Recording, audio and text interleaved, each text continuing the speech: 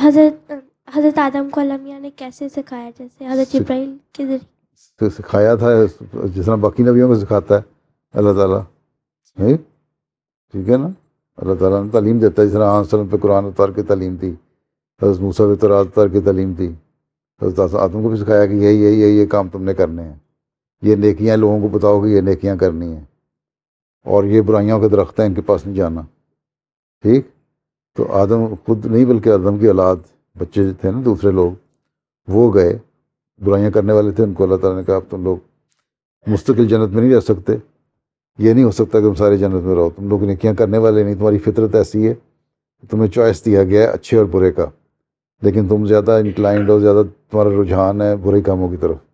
شیطان نے بھی کہا تھا کہ میں ان لوگوں کو بری باتوں کی طرف زیادہ لے کے آؤں گا اور لوگ میرے پیچھے چلیں گے. اللہ تعالیٰ نے کہا ٹھیک ہے، اگر تمہارے پیچھے لوگ چلیں گے تو میں ان کو سزا دوں گا، اور جو آدموں کی بات مانیں گے اس کے پیچھے چلیں گے، نبیوں کی بات مانیں گے اس کے پیچھے چلیں گے، ان کو میں ریوارڈ دوں گا، وہ نیکیاں کرنے والے ہوں گے.